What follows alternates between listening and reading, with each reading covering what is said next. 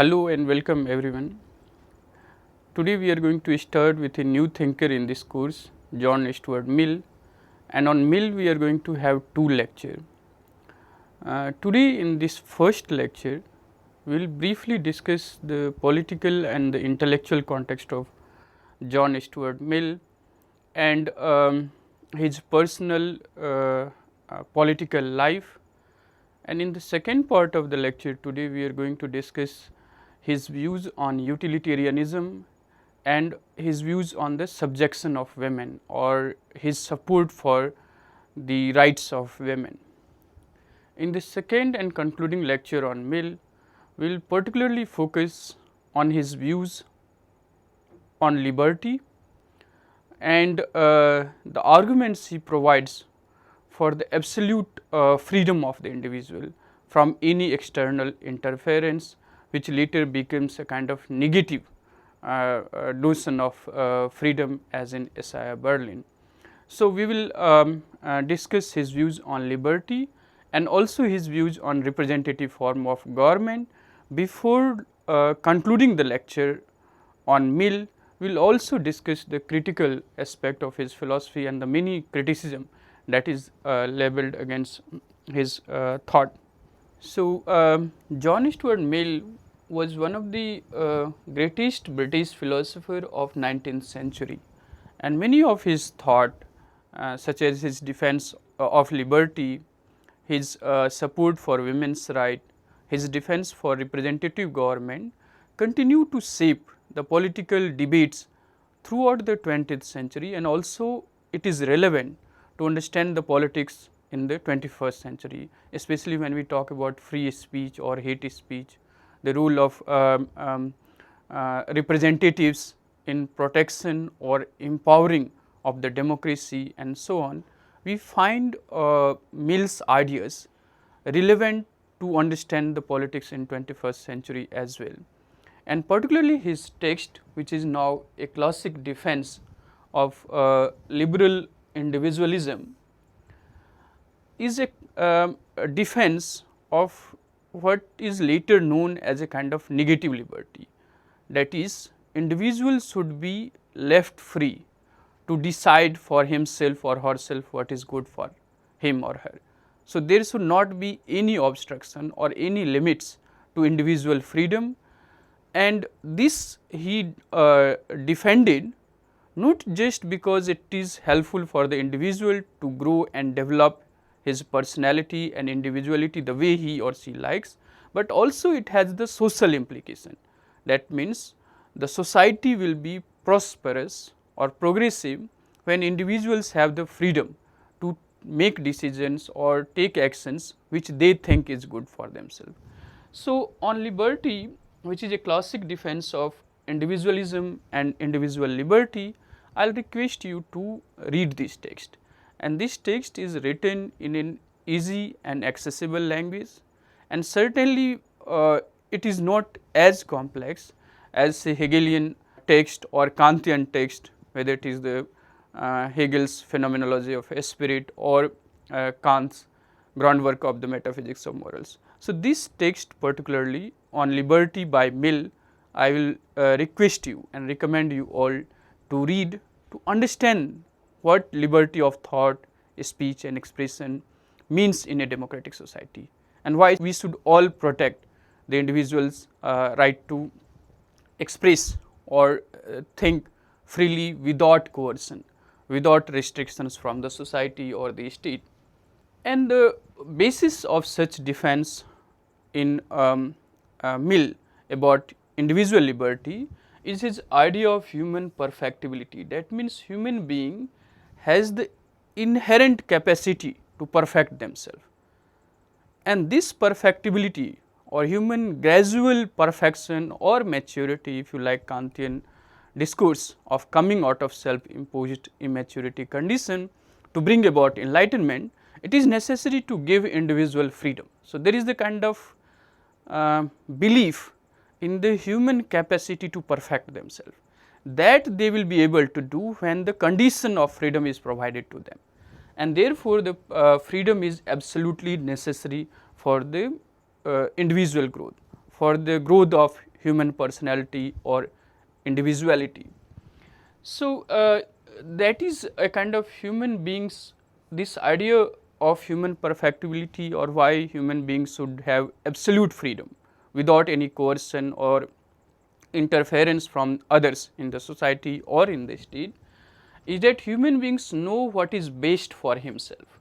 So, the society and state or anyone else cannot decide for him what is good for himself and herself. So, human being as a rational, and this is the kind of enlightenment ideas in Mill's argument, that human beings knows what is good for himself, and this is extended by many contemporary philosophers as well. So, whether it is John Rawls, A Theory of Justice, where what is good for the individual should be left for the individual to decide.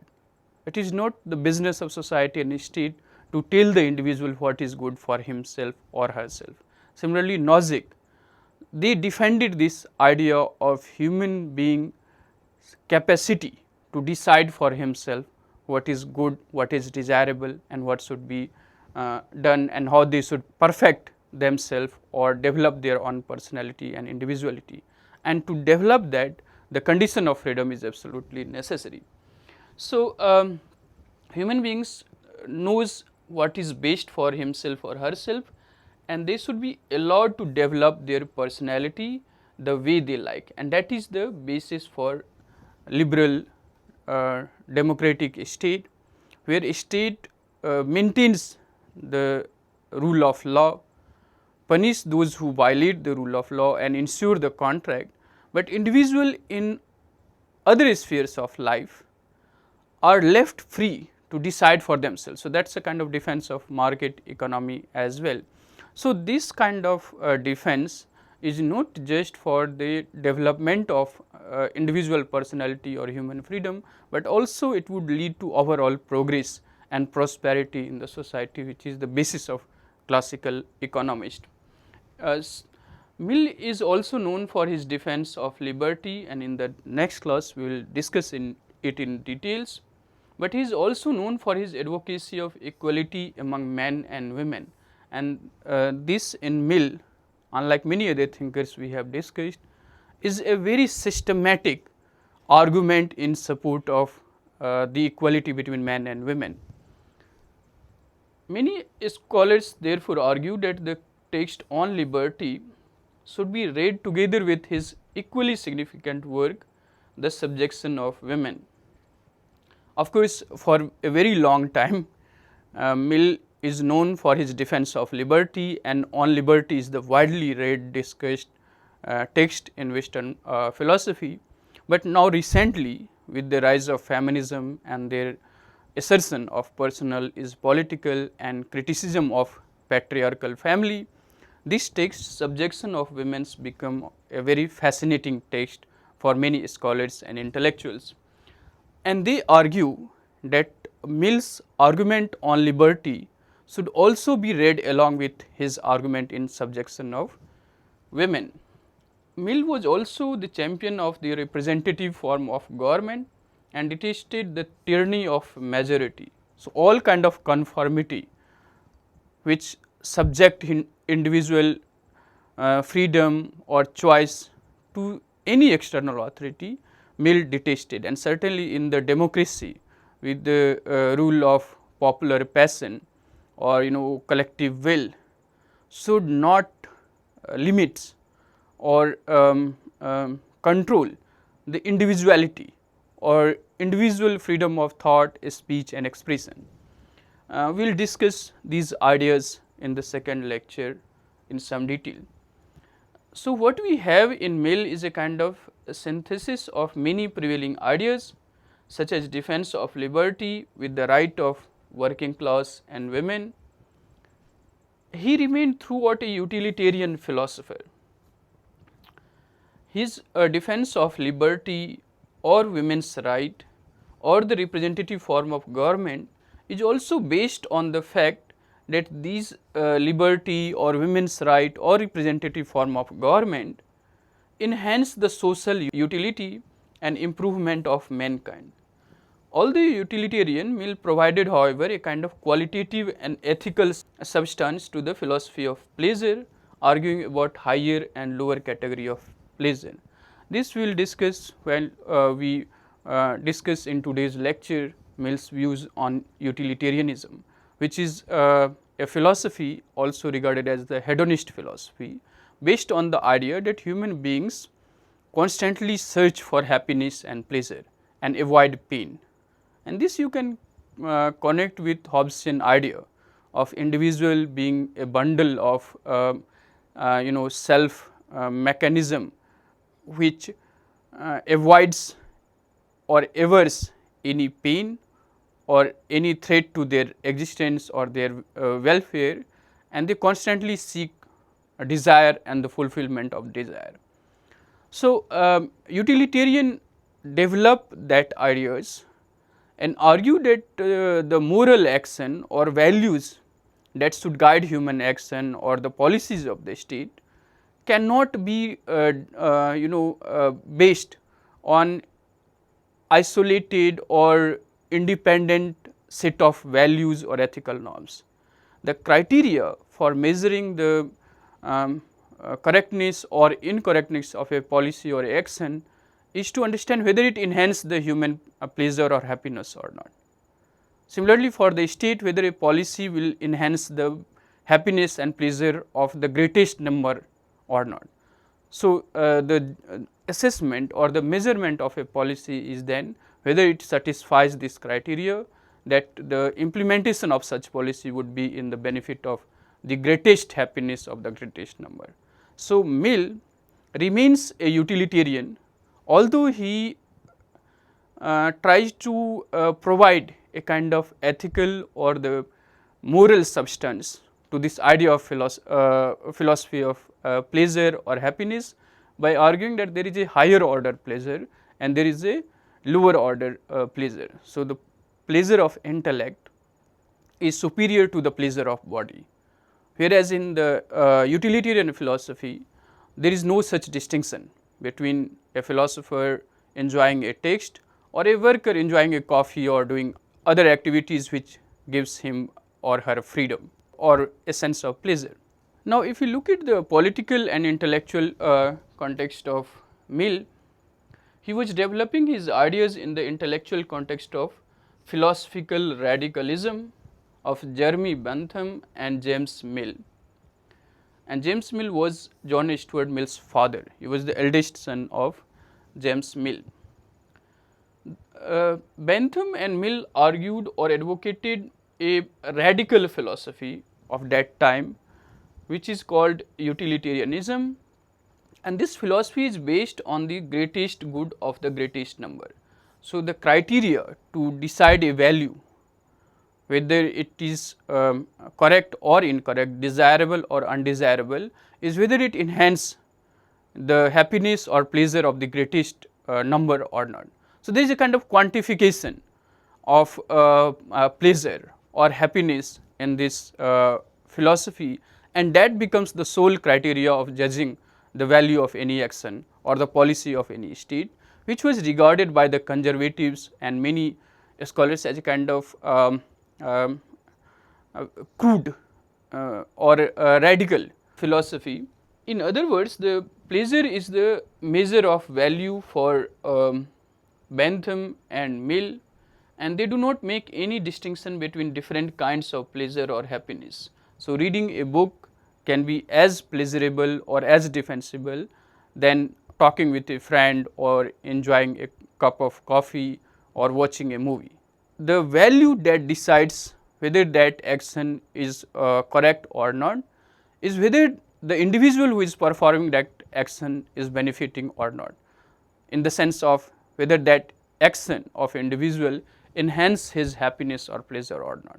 So, there is no distinction in different kind of activities, different kind of pleasures in utilitarian philosophy, and yet the idea of happiness and the pleasure and its enhancement is the basis of utilitarian philosophy, in the sense that if an action enhance individual pleasure, that action is morally good.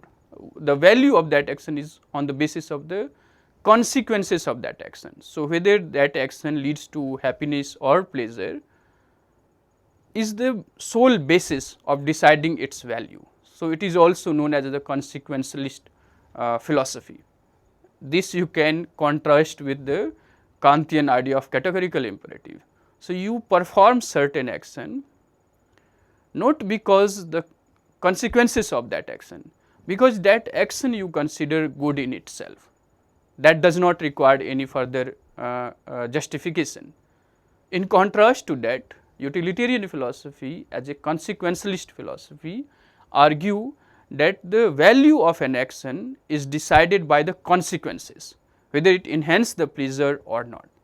Similarly, at the societal level or the state level, whether the policy of the state enhance the greatest happiness of the greatest number or not, that should be the sole criteria of value. And in assessing those actions or policies, there should not be any discrimination between different kind of pleasures. So, that is a kind of consequentialist philosophy. And when Mill was developing his political ideas, this was a kind of philosophically radical traditions in British political philosophical tradition. And this philosophy of utilitarianism, which talks about the greatest happiness of the greatest number, led many scholars like Carlyle and others to criticize this philosophy as the philosophy of swine. That means it cannot be the philosophy or guide for human being as a moral, ethical being. So, if all kinds of pleasures are equally or of same moral worth,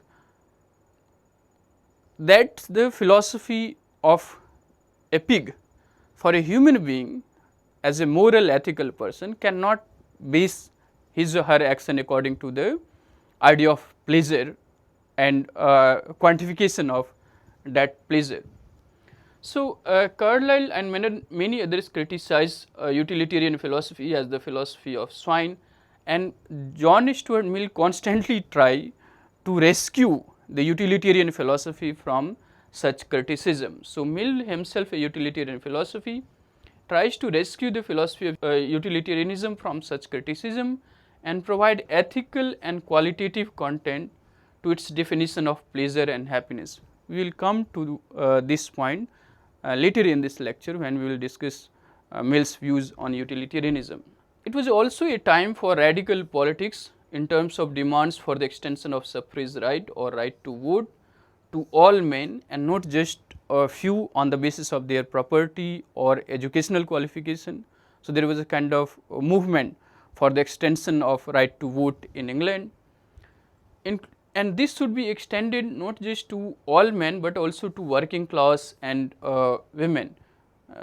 And believing in the philosophy of human perfectibility, that all human beings are capable of developing his her own personality or individuality if they are provided with the condition of freedom.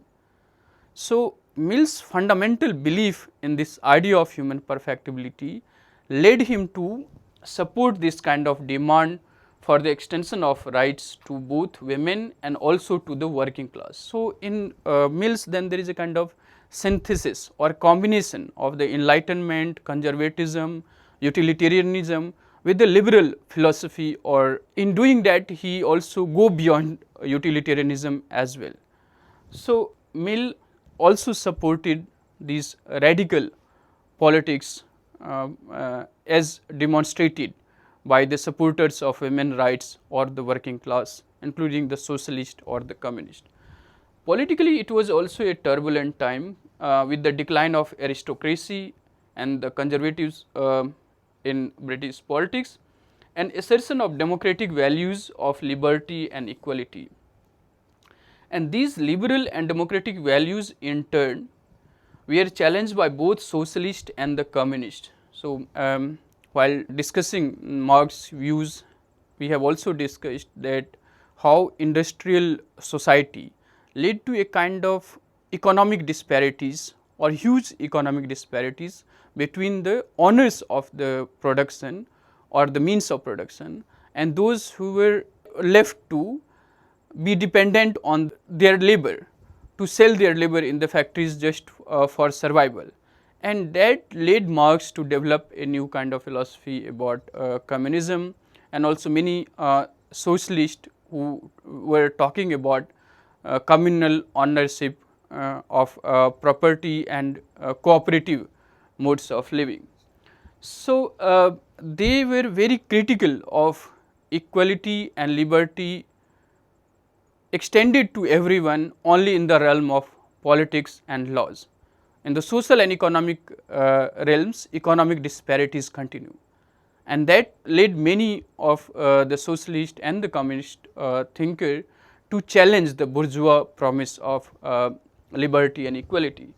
So, in that sense, when Mill was developing his defense of liberty or his views on representative government, it was also in the intellectual context of this turbulent or uncertain times, where there was this assertion of liberty and equality, but that assertion was increasingly questioned by the socialist and communist.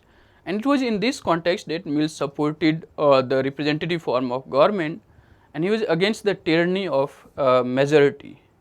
So, he defended the individual liberty and freedom even when he is supporting the extension of right to vote to everyone, including working class and women, and also the representative form of government. So, he is a defense of liberal democratic institution of government, and yet he is apprehensive of the tyranny of the majority. So, the individual must not be subjected to the social codes or social control.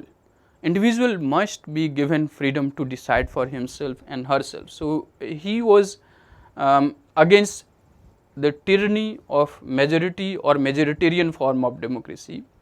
Thus, he supported the extension of suffrage on the one hand, but wanted only the best and the skilled should be allowed to govern and protect the interest of the people. Thus, in Mill's philosophy, we find a middle ground between the conservative views on democracy, such as in Edmund Burke on the one hand, and the radical views and the philosophy of socialist thinker on the other.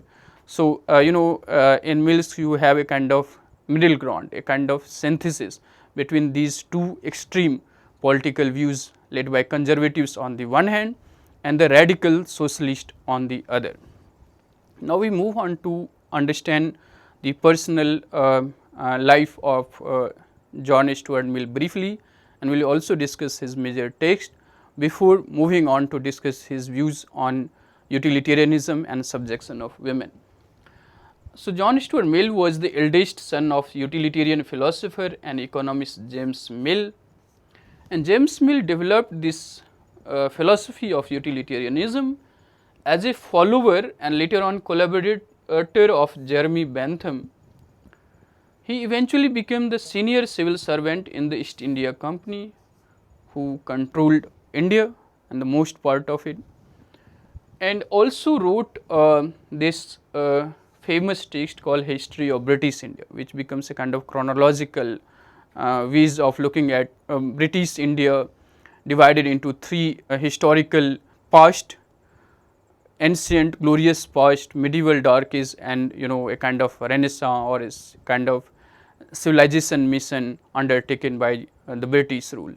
So, this text remains a reference text for understanding, although there is many criticism to this text, but James Mill is the author of this famous text called History of British India. John Stuart Mill has early education under the tutelage of his father, so he did not went to a normal school, learning with other kids according to the prevalent norms of schools or universities in England of that time. So, he was extremely intelligent and had his early education under the tutelage of his father, who on the recommendation of Jeremy Bentham asked him to read classic text which was beyond his age. So, it is said about his education that John Stuart Mill learned Greek when he was 3, Latin at the age of 8, logic, mathematics and political economy by the time he reached teens. So, in his 12 or 13 years, he has finished many of the dialogues of Plato and text on logic, mathematics and political economy, and began to contribute in scholarly journals as well. So, in that sense, Mill was a very voracious reader, having knowledge of philosophy, logic, mathematics, Greek writers such as Plato's dialogues and so on. And since a very young age, Mill was thus trained to promote the utilitarian ideas of his father and Jeremy Bentham. So, soon he began to write for radical journals like the London or the Westminster Review, and he suffered a nervous collapse in 1826 at the age of 20 years. So, he accused the pedagogical training of his father, which deprived of normal schooling, for this nervous collapse, and he went into depression for 2 years and only recovered by reading many philosophical treatises of the opposite schools of his own fathers, and also romantic poetry of William Wordsworth and others. So, he began to engage with the opposite schools of philosophy such as conservatism and socialism, which opposed the philosophy of utilitarianism that was promoted by his father James Mill and Jeremy Bentham. Mill also discovered the solace in the poetry of romantics, poets such as William Wordsworth, and in that sense, in much of his treatise, you find the combination of both the rationality of Enlightenment tradition with the passion or imagination of romantics or the Goethic views on the use of literature on education or development of one's personality or individuality. So, in Mill's writing, then you have the combination of both the rationality or the reason of Enlightenment tradition, but also the recognition of passion, emotion and imagination, which is attributed to the tradition of romantics such as Goethe and Wordsworth and others. In 1827, John Stuart Mill joined East India Company like his father before, and worked for it for 3 decades until 1858. And 1858, as you know, is in the history of modern India. It was after the first revolution for the independence in 1857. In 1858, India came under the direct rule of British Parliament. Prior to that, it was ruled by the East India Company under the overall supervision of the British Parliament. But after 1857 revolt, India came under direct control of British Parliament, and till then, since 1827, Mill served in the East India Company in different capacity for 3 decades. He met Harriet Taylor in 1830, whom he married after 20 years of friendship in 1851, and Harriet Taylor was mostly self-educated, but more radical in her political views than Mill. And Mill, in many of his writings, acknowledged her contribution in shaping many of his ideas on liberty and also on subjection of women. Harriet Taylor died in 1858, and since then he began to take more active interest in the politics. So, between 1865 to 1608, Mill was a member of the British Parliament representing the city of Westminster, and he became a kind of leader of the radical groups who advocated and fought for the rights of women as well as the working class. He also took a keen interest in the conservatives as well as the socialist philosophy of Saint Simon and Robert Owen. Mill died in 1873. So, in Mill's writing, because of his early trainings in Greek and Latins, also in logic and mathematics and political economy, with a combination of other traditions of philosophy such as conservatism or socialism, allow him to develop his own arguments, and in developing those arguments he remained throughout utilitarian thinker, but also provided a much more ethical and moral substance to the utilitarian philosophy. If you look at the major works of John Stuart Mill, it was A System of Logic, Principles of Political Economy, On Liberty in 1859, Utilitarianism in 1861, Considerations on Representative Government in 1861, Subjection of Women in 1869, and his other works such as Autobiography, 3 essays on religion, chapters on socialism were published after his death in 1873, and among these the autobiography can be regarded as a classic text along with say Plato's Republic or Rousseau Emile on the philosophy of education, and in this he clearly advocated against the method of education that was followed by his father and Jeremy Bentham. So, this treatise can be also read as a philosophy of education. Mill also wrote numerous articles in newspapers, magazines and journals on the areas of scientific inquiry, ethics, philosophy, politics and economy. However, James Mill magnum opus remains On Liberty, and in contemporary times again there is a kind of interest in reading this text on liberty along with his views on subjection of women. Now, we move on to understand his views on utilitarianism, which is also known as hedonist philosophy, which gives primacy to a human pleasure or happiness. So, this philosophy was developed by Mill's father James Mill and his friend Jeremy Bentham. It is based on the idea that human beings necessarily seek pleasure or happiness and avoid pain. So, the purpose of life according to utilitarian philosophy is to seek pleasure or happiness.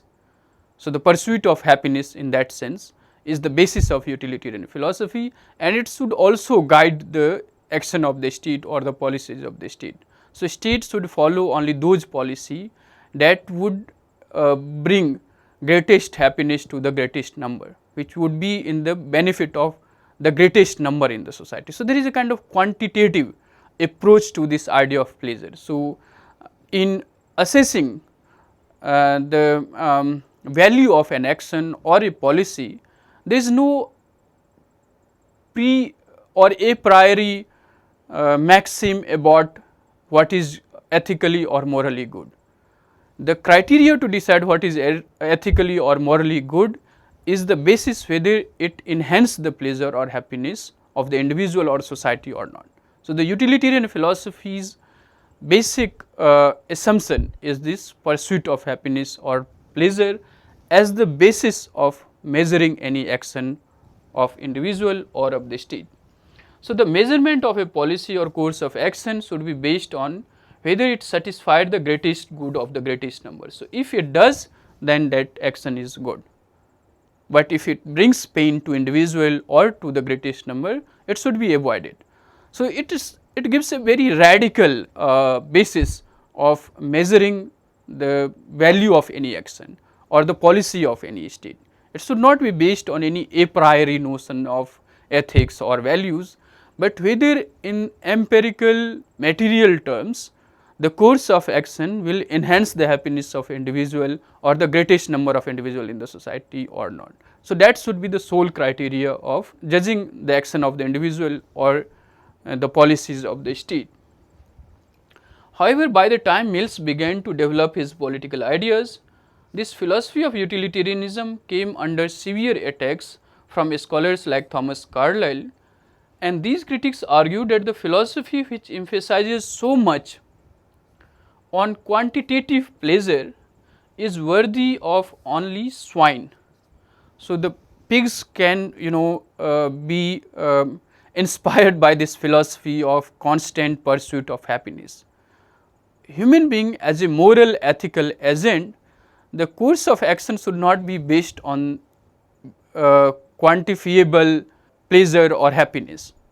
Let us bring Kantian idea of categorical and hypothetical imperative again. So, for Kant, hypothetical imperative, which is somewhat akin to this idea of utilitarian philosophy, that means you choose a course of action because you want to achieve certain ends, and then that course of action is correct in this sense it helps you to achieve that ends, and if it does not, that course of action is wrong. So, the happiness or the satisfaction that you derive from a course of action is based on the fact that it helps you to achieve certain ends, certain desires, it should be fulfilled. So, the happiness and pleasure is then dependent on the outcome of certain action. So, it is a kind of consequences. So, further or external things justify the course of your action, whereas the categorical imperative based on a sense of universal morality gives you pleasure in doing the thing itself. It does not depend on the consequences of any action, and in human life many actions we perform with a sense of duty or a sense of obligation, which may not necessarily lead to enhancement of our material gain or a sense of pleasure or happiness. It may lead to some loss or disadvantages to us, but while performing that action you derive certain pleasure, and that cannot be explained in the material quantifiable terms as put forward by James Mill or Jeremy Bentham. For him, human beings and all kind of actions are judged on the basis of whether it enhances the pleasure or happiness or not. So, Carlyle and many other scholars considered utilitarian philosophy to be the philosophy of pig and not for the human being. Mill attempt is to rescue this utilitarian philosophy from such critiques, and he sums up this philosophy of utilitarianism in his text Utilitarianism in the following way: the creed which accepts as the foundation of morals. So, the philosophy of utilitarianism provides us the quantifiable mechanism to decide whether a course of action is morally or ethically correct or not.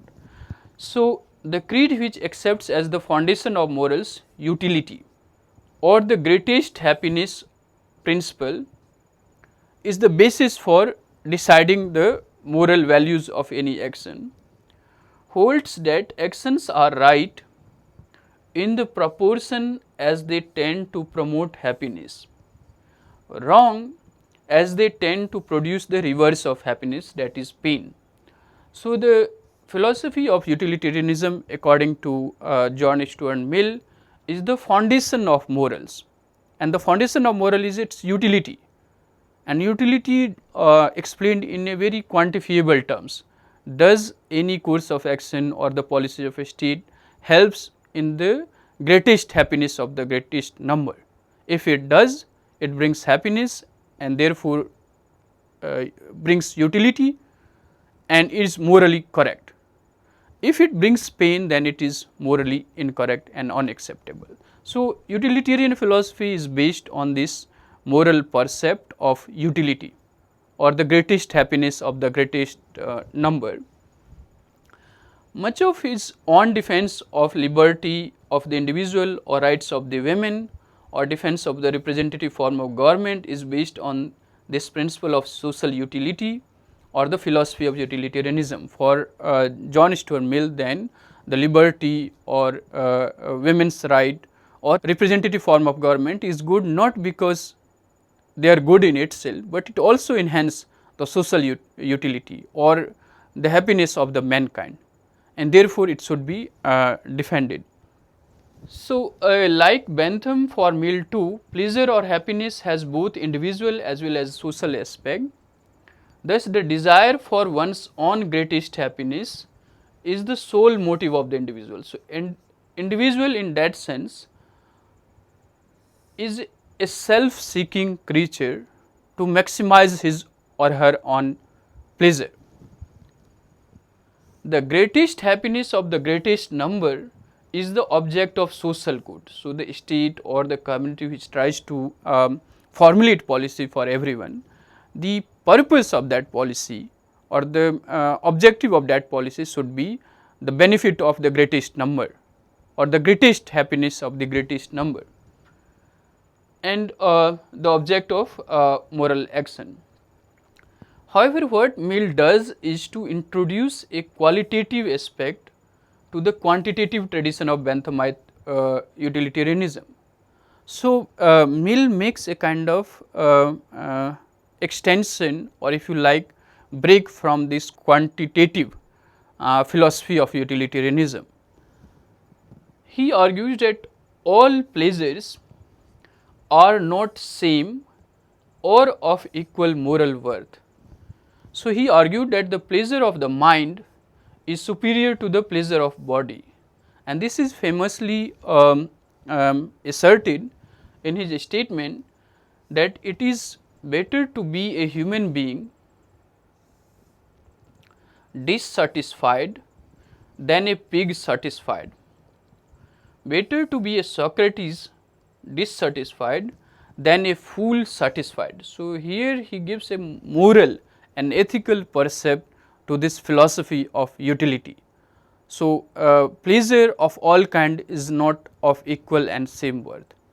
A life of mind or the intellectual pleasure is always superior to the bodily pleasure, whereas in the philosophy of Jeremy Bentham and James Mill there is no such difference. Reading a book or having a cup of coffee is of same worth if it helps the concerned individual derive pleasure or satisfaction from doing these respective action, reading the book or drinking a cup of coffee. Whereas in Mill, reading a book is always better than drinking a coffee, so to say, or in other words, the pleasure that individual derives from the mind or the intellectual life is superior to the pleasure of body, and that his contracts assert by saying that it is better to be Socrates dissatisfied than a fool satisfied. So, there is a kind of universal moral ethical position that Mills take. Nonetheless, he remains a consistent utilitarian thinker himself, and that becomes the ground for many other scholars and intellectuals to criticize Mill's philosophy. So, the Mill attempt then is to provide the ethical basis of utilitarian philosophy, and he used it consistently in his defense of liberty, women's right and representative forms of government. Now, let us move on to understand Mill's views on equality between men and women and his defense for the rights of women, and this is beautifully explained in his text, The Subjection of Women. Mill was a great champion of liberty and equality among men and women, and he supported the demand for the right to vote for women, and this is radical in his time. Although there was the demand for women's suffrage or extension of right to vote to the working class, but no thinker systematically provide the argument in support of women's right and how it would lead to overall progress of the mankind or the society, as Mill did in his Subjection of Women. So, in his book The Subjection of Women, Mill put forward the argument in support of women's right which were much ahead of his times. It is not that women themselves were not making such demands. Hundreds of women were already demonstrating on the streets of London, making demands for the recognition and protection of their rights and extension of right to suffrage to women. So, the politically, historically, there was also articulation and demonstration of demands in support of women's right and their right to vote. Mill gave it a more philosophical and systematic defense in this Subjection of Women, which is much ahead of his time, and many contemporary feminist writers and philosophers engage with this text as well. So much so they want on liberty to be read along with this subjection of women. Mill begins his defense of women's rights by asserting that the principle which regulates the existing social relation between the two sexes, the legal subordination of one sex to the other, is wrong in itself, and now one of the chief hindrances to human improvement, and it ought to be replaced by a principle of perfect equality, admitting no power or privilege on the one side nor disability on the other. So, it is a critique of patriarchal difference between men and women in the family, in the society, and also in the laws and politics. So, if you think about the laws of marriage or divorce or property inheritance, all were formulated for in a way that put women in the disadvantageous position, and all ownership of property belong to the husband or the male member. So, the subjugation of women for male is wrong in itself, and one of the chief hindrances of human improvement, and he gives a very utilitarian argument in favor of the protection of women's right and recognition of women as equal to men. It helps the family, it helps the individual, and it also helps the polity, which is based on the egalitarian principle of equality and liberty. So, unlike previous regimes that is based on the class hierarchy or economic hierarchies of classes or states, modern democracy is based on the principle of equality and liberty. However, that equality and liberty is denied to the majority of population, half of the population, that is women, and that makes a mockery of the principle of liberty and equality and democracy as it prevailed. So, he considered it as a kind of chief hindrances to human freedom, and he argued that where equality and liberty have been accepted as the organizing principle of modern social and political life, and that is the fundamental break from say medieval or the ancient ideas, that although in the practice, in the material existence of man, hierarchy exists, there is the disparities of social and economic status, yet in the imagination, in the laws and politics, every man and woman is treated equally now. But when Mill was writing or developing his political ideas, such rights were denied to the working class and also to the women. Even when the right to vote was extended to the working class, women were denied, and they were considered naturally inferior, and Mill has problem with this understanding of women being naturally inferior to men. He argued that unless you give the women right to participate in the public political life, allow them the right to join any employment that is open to the men, how will you know their capacity and what is natural capacity of women?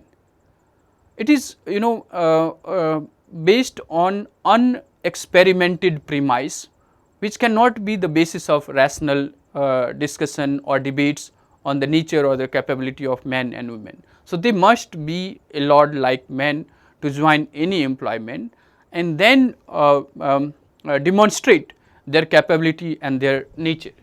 So, he argued that on the one hand, while organizing the modern life and polity, the principle of equality and liberty is accepted, and slavery or subjugation of men is detested, the subjugation of women continues, and many consider them as natural. So, there is nothing natural according to Mill in this difference between male and female or men and women. So, he considered the subjection of women by men is regarded as natural, because unlike slavery, every man has interest in the subjugation of women. Let us think it this way. So, the economy of slavery or other forms of subjugation of man by man existed, but it was overcome because those who control the slaves or those who were in the position of authority over other men were always in the minority. So, the struggle between those men in the minority and in the majority led to overcome the subjugation of men by women, at least in the legal, political and in the sense of modern imaginary. Any form of subjugation by men to other men is detested and disapproved of legally, politically, philosophically, but the subjugation of women continues. And he gives the argument that it is so because unlike slavery where only few men had their personal interest in the sustenance or continuance of slavery, the subjugation of women is something which every man prefer and benefit from. So, they would like to control the other person, and that gives them a kind of self esteem, and that leads to the continuation of this subjugation of women even when liberty and equality is accepted and any form of slavery or subjugation of one man by the other is detested. The reason being that in the subjugation of women, every man, not just few men, has an interest, and that is untenable when we agreed to have liberty and equality as the basis of modern life. So, how you can deny the same right to half of the population? So, his defense of women's right is also based on the utilitarian point of view, and he gives many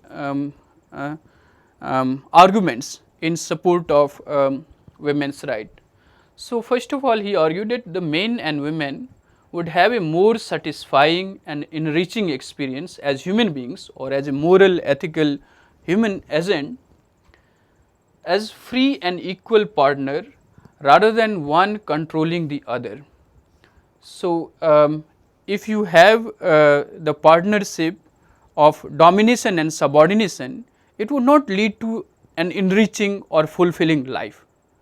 So, he detested the men controlling the women in the sphere of family, in the conjugal relationship of marriage. The enriching experience was denied when one partner treats the other partner merely as the subject or control or subject the other partner to the will of himself. So, he argued that such relationship would be more satisfying and enriching when one partner treats the other as free and equal rather than one controlling the other. So, that is the first defense that he gives for women's right. They must be treated and recognized as free and equal agent like men. Second, the recognition and treatment of women as a free agent would make family, which is a hierarchical institution under patriarchy. There is a kind of clear hierarchy that exists in the family between the male householder, women, children and the workers or the servants, and male householder is regarded as the kind of patriarch or the owner of that household, and everyone is subjected to his will or his dictates. So, there is a kind of hierarchical living or a kind of despotism that exists in the patriarchal family. Mill argued that when you recognize individual or women as an individual having her own free will, it would transform the family as an institution from a hierarchical institution to a more egalitarian institution. And once the children learn the value of freedom and equality in the family, they would learn to treat others as equal and free in the other spheres of life too. And that would strengthen the democratic state and its institution. So, think about this contradiction in modern democracies. So, if you have the family where there is the hierarchy and there is the protection or defense of such hierarchy between say male and female member, between husband and wife, how one can think of the same individual will treat others equally in the other sphere of life.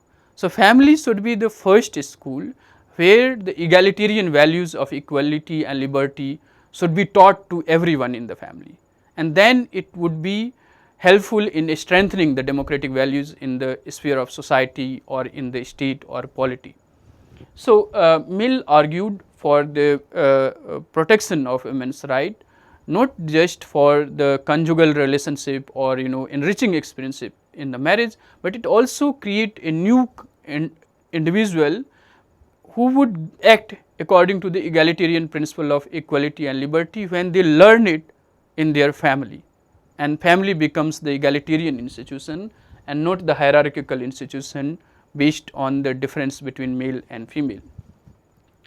Third, when women are allowed to join all kinds of employment that are open to men, society would progress overall. So, it would lead to more doctors, lawyers, scientists and teachers in society, and healthy and open competition for the post would benefit the society in the long term. So, Mill argue only when women are allowed to do what they please like men do, we come to know about their capabilities and what is considered as natural for women. So, the patriarchal hierarchies exist because men consider women naturally inferior to men. Unless it is experimented, unless women are given the opportunity to participate in the public political life or employments are open to them, we cannot decide on certain untested, unexperimented premises that they are naturally inferior to men. So, he wanted them to be given the opportunity to participate in the public political life of the state as it is available to men.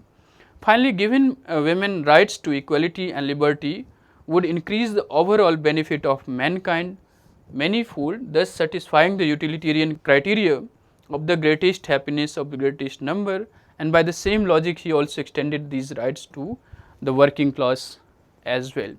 So, that is all in this lecture on Mill's intellectual political context, also his personal life and his defense of utilitarianism and women's right.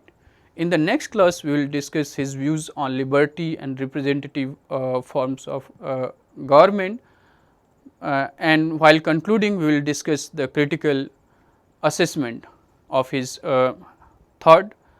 And the topics that we have covered in this lecture, for that you can refer to some of these books like David Butcher and Paul Kelly, Political Thinkers from Socrates to the Present. Maurice Colling you can refer to understand Mill views and his philosophy of liberty and how it extend the liberal arguments of individual freedom and free society.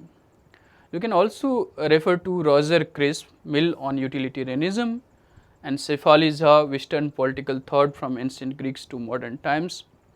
You should read these texts, particularly John Stuart Mill on Liberty and the Subjection of Women, which is edited by Ellen Wren, published from Penguin, New York in 2006. This text will give you the basic premise of many political and philosophical percept in John Stuart Mill. You can also refer to Susan Moller Okin, Women in Western Political Thought, and James Allen Wren on Politics, a history of political thought from Herodotus to the present. So, these are some of the texts you can refer to understand more on the topics we have covered in this lecture. Thanks for listening. Thank you all.